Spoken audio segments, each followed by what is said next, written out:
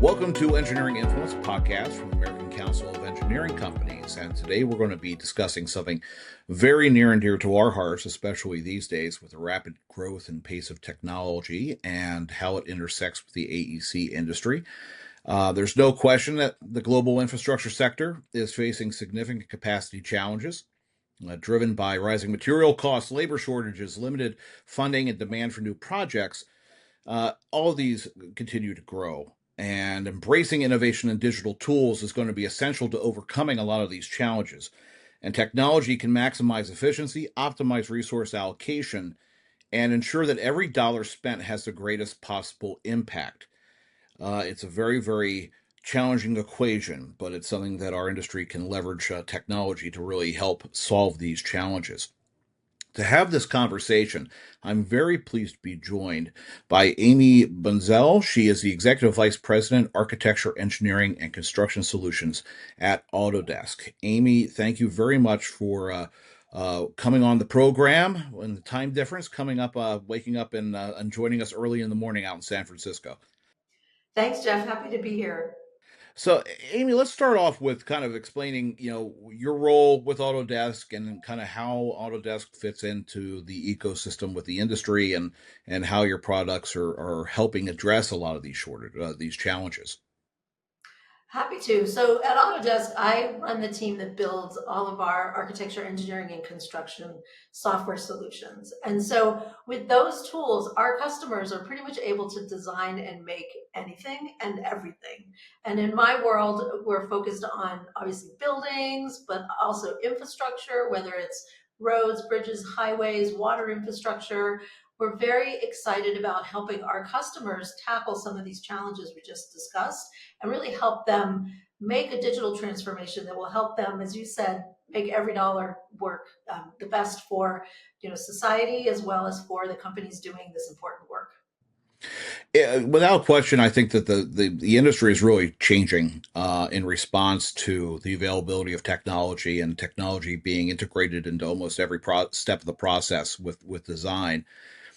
From your perspective, what are the biggest challenges in infrastructure today, and how is technology addressing those challenges?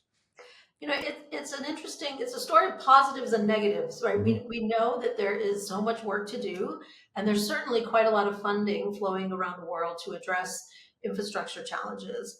But at the same time, our customers, they have problems getting enough skilled workforce, problems with material costs, problems with supply chain. So they're really looking at both a tremendous opportunity and then some headwinds to really execute against that opportunity. And for me, that's where technology really comes in, because if you don't have, a good handle on your entire process, it's going to be really hard for you to weather some of the challenges or uncertainty that might come our way.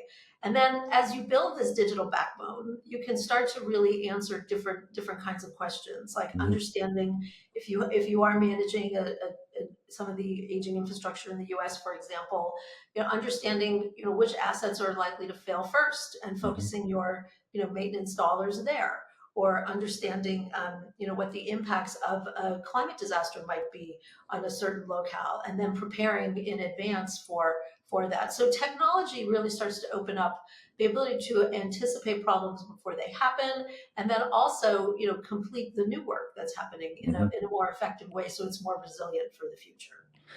It seems as though technology is really allowing engineers to really fulfill that mantle as trusted advisors to clients, both the direct DOT clients that they might work for on infrastructure projects, but then also to that larger kind of view of the people who are actually appropriating and the money for these projects themselves. In your mind, how do you think it's given engineers a bit of an edge in making the case to that end client that you know they can do more, right? To your point, they can do the simulations, they can do the climate modeling, they can. It's not just a design, but it's almost a holistic approach to a lot of these challenges that they're faced with, either building a bridge or designing a highway. One of the interesting things that helps here are these public-private partnerships. So I would say industry would love to, adopt new technology, but sometimes they need some air cover. And one of the great things about what the governments are doing these days is they're insisting that digital tools be deployed when rebuilding or building new infrastructure, and that's giving people the opportunity to get some of the training that they need to deploy software that they might not have had time to consider previously. So together, public and private entities can really accelerate digital transformation. And then once companies get on this journey, the benefits are really, really positive. So for example, if you imagine sending out drones to take photographs of bridges, or sending CCTV cameras down water pipes, rather than a human being looking at all that footage looking for roots growing through the pipes or other defects, an AI can recognize that stuff very accurately. So then you're spending every dollar on the biggest problem that you have. And that really leads me into that next question, which is AI, which could be I mean, that could be a whole series of shows in its own right. Um, and there's so many different varying types of AI, and it's a confusing mess to a lot of people who are just on the fringes and looking at it. It's not just ChatGPT, right? There's a lot more to it than that. How does Autodesk first approach AI, and how is AI going to play a role in the future of infrastructure? So for us, we think of AI as another tool in our software developer toolbox to build value for our customers. So, first we look at what are the big problems our customers are trying to solve, and then we think if AI might be the best way to solve that, then we'll deploy AI. Now, there's a few things AI is really good at, and so helping to streamline repetitive tasks is one of those things. We have a lot of people who are doing work that could be automated in a way that would give them time to work on sort of more challenging problems. We've got AI that can help deliver insights. So AI is great at analyzing large amounts of data. So, current project data, prior project data, and anticipating where there might be challenges. And then AI is also great at kind of being an assistant to guide you in making decisions. So as I talked about some of those projects where we can go out and scan an environment or run some simulation, then the AI can make recommendations, and the engineers can figure out, what the best course of action is based on that recommendation. Where do you think the pushback is from the end user on AI technologies? What have you heard or anecdotally heard throughout the industry on some, you know, the reluctance? Is it generational, do you think, or is it a lack of exposure? Is it a concern of local proprietary data and the where it's going and the access to it? Where is that mix right now? It's very interesting. So we survey our customers, and in our latest State of Design and Make report, we had 65% of professionals say that they trusted AI. Now, the interesting thing about that number is it's 11 points down from last year.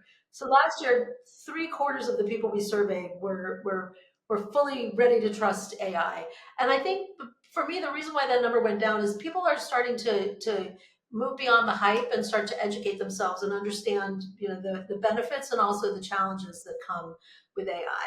But the good news is, 68% of these people do believe that AI will enhance their industry. And it's just a matter of figuring out again what's the value that's delivered in a way that people can trust. And one of our roles here is to help educate people and provide transparency around what we're doing and how we're doing it and what they can expect from the results. Yeah, that's that. It's a really interesting point that you raised because there is this. The hype's no longer there. I think we've kind of passed that threshold where the technology is here. And a lot of times we're using it without even thinking it. Pick up your phone or do what you have, or do what you will, and usually there's an AI component, whether it's in the background or an option.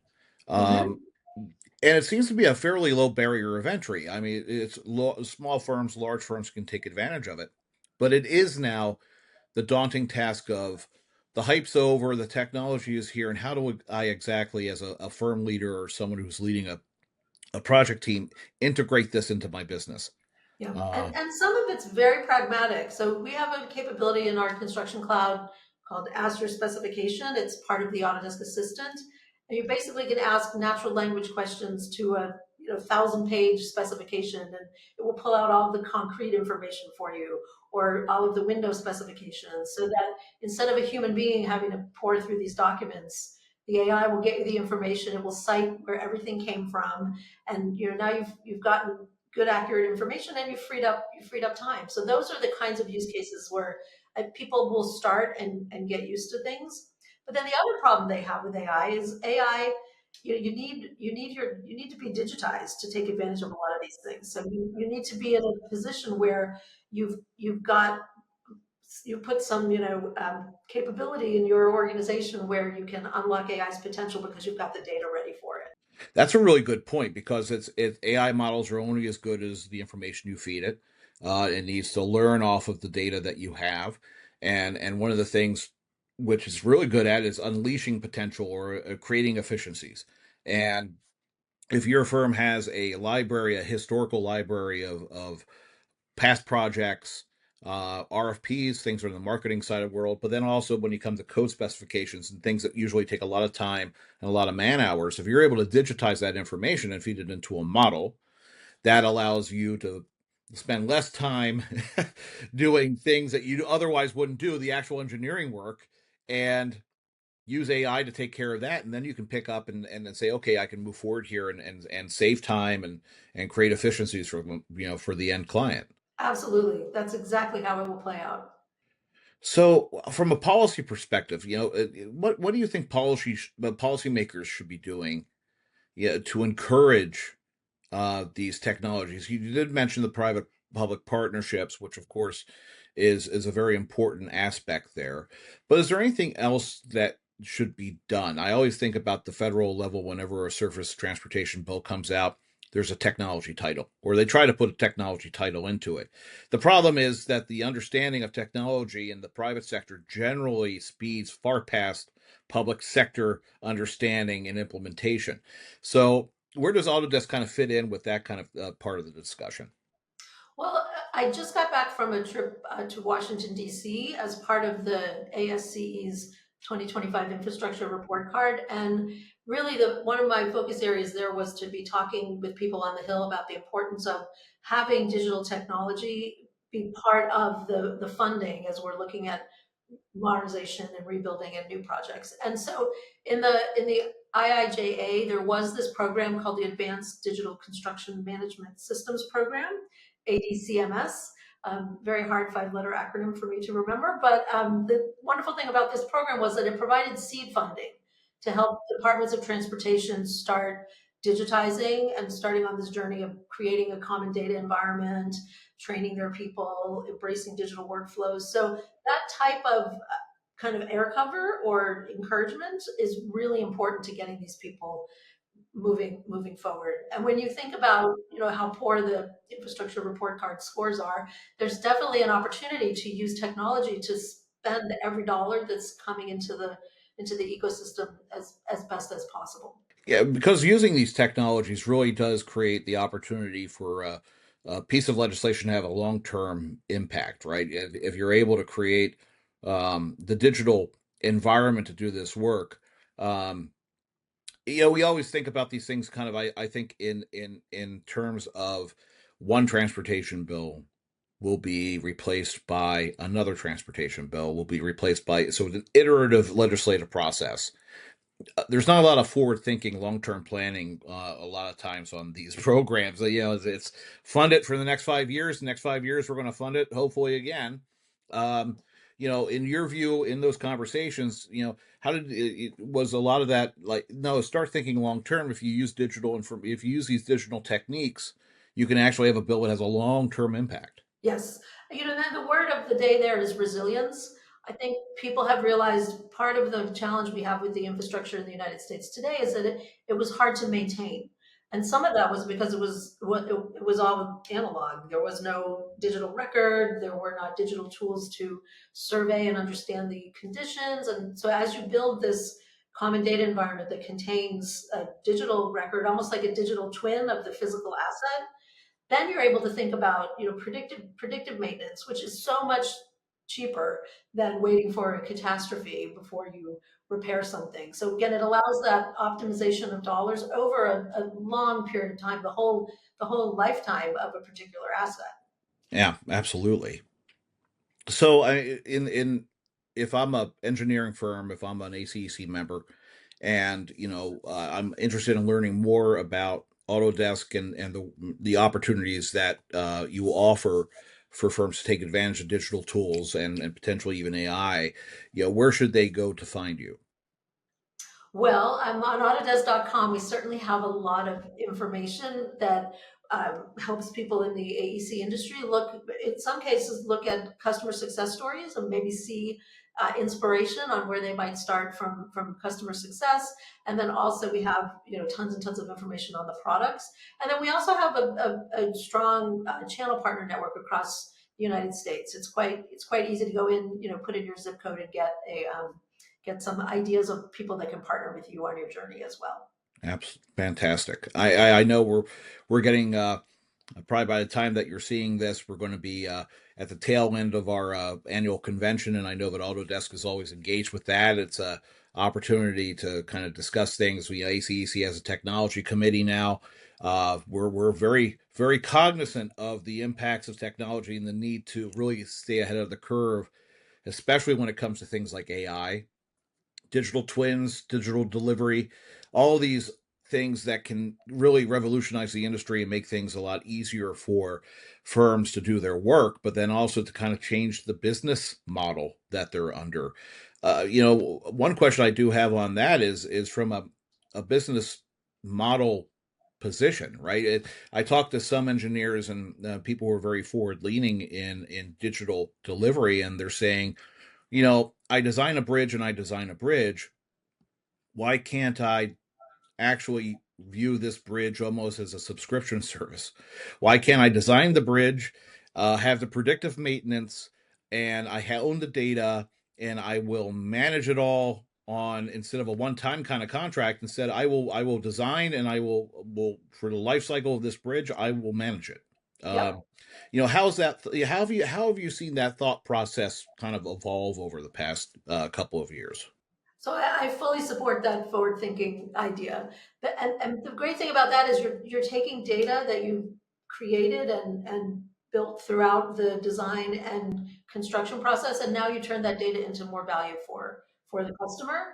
And it's absolutely places where people are experimenting and trying to figure out for the life cycle of that asset, it's probably better maintained for less cost, and there's new value created for those engineering firms and for the customer. Yeah. Anyone out there listening, I think if that sparks an idea, it's something to investigate, and I think reaching out to Autodesk is a good way to kind of start the ideation process of kind of figuring out how can I shift my business model or how can I adapt to stay competitive in a rapidly digitized environment Mhm. for engineering services. So, Amy, I appreciate you joining us this morning. Is there anything else that we haven't touched on that you want to make sure that our audience knows? Well, for me, the important thing is for people to know these tools exist today.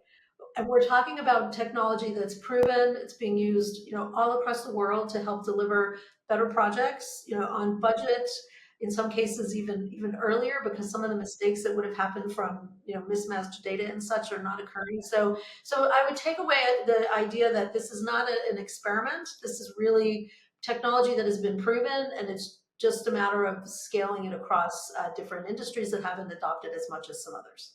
Yeah, I would echo that and support it. I think that we've gone from the days of drafting tables to then CAD, and now we're in the next transition of the industry, which is digitizing everything and moving into AI modeling and really looking at big data and how firms can leverage it to their benefit. So it's good to know that Autodesk is out there working on that and is a resource to our industry. And Amy, I do appreciate you being on the program. Thank you. It's been great chatting. Fantastic. And again, this has been Engineering Influence, a podcast from the American Council of Engineering Companies. See you next time.